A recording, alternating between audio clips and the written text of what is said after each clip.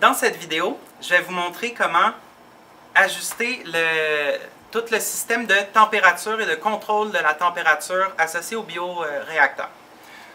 Donc, tout d'abord, on va aller ajuster l'eau qui va nous servir de refroidissement dans la loupe. Donc, dans votre bac associé à chaque fermenteur, vous allez trouver deux tuyaux.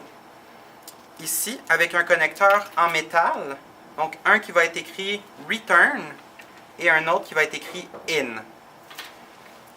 Ensuite, comme présenté précédemment, sur le côté du bioréacteur, on a deux ports sous Cool Loop. Donc nous, étant donné qu'on veut ajuster le système de refroidissement, ça va être sous cette appellation-là qu'on va brancher nos tubes. Donc d'abord le tube IN,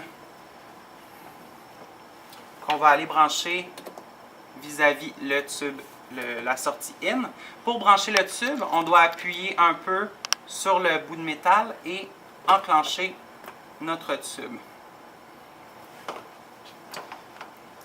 Ensuite, le tube Return qu'on va aller mettre dans celui du bas ici, où c'est indiqué Return.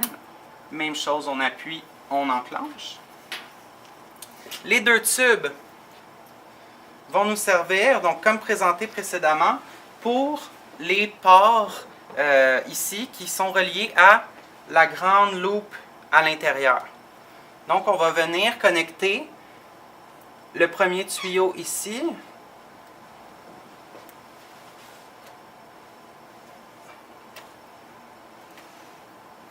Et le deuxième tuyau. L'ordre dans lequel on les installe ici, pour ce système-là, ne sera pas important puisque l'eau doit rentrer et ressortir. C'est un circuit fermé, donc ça n'entre pas en contact avec le milieu et l'important c'est que l'eau circule.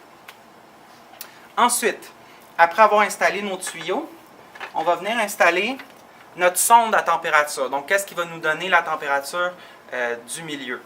Donc, on va l'insérer dans le puits qu'on a présenté précédemment, donc le puits pour la sonde à température. Accrochez après votre statif,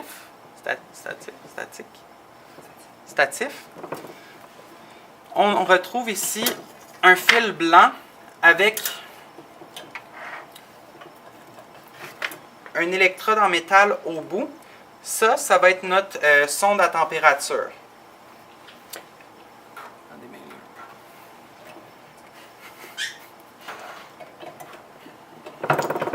Donc, oui, il y a beaucoup de fils électriques, on fait attention de ne pas s'emmêler là-dedans.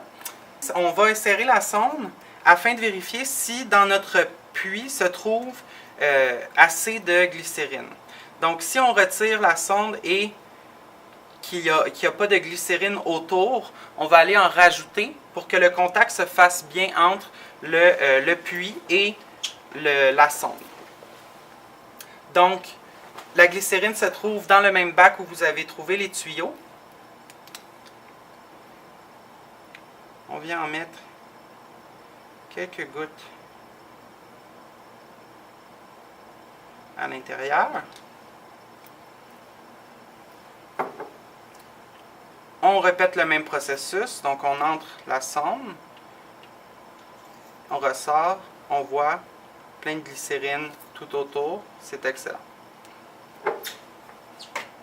Finalement, afin de réchauffer le milieu si jamais il devient trop froid, nous allons installer la couverture chauffante qui ressemble à ça ici. Donc, la couverture vient s'installer autour de la cuve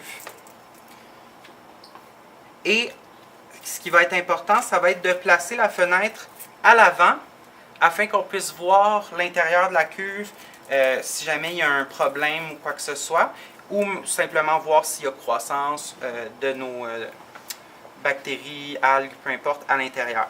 Donc on vient installer la couverture chauffante ici avec les velcro. Voilà. Pour ajuster notre température, on va aller se diriger à l'écran. Donc à l'écran, nous avons une ligne température ici.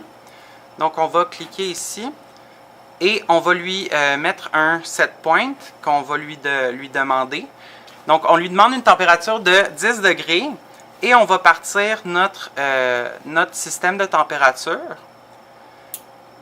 pour voir s'il y a bien de l'eau qui va aller circuler dans notre loop de refroidissement.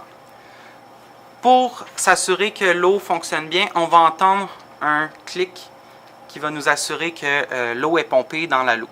Et ensuite, une fois qu'on a entendu le clic, qu'on est sûr que le système de refroidissement fonctionne, on va aller l'ajuster, par exemple, à 37 pour notre expérience. OK.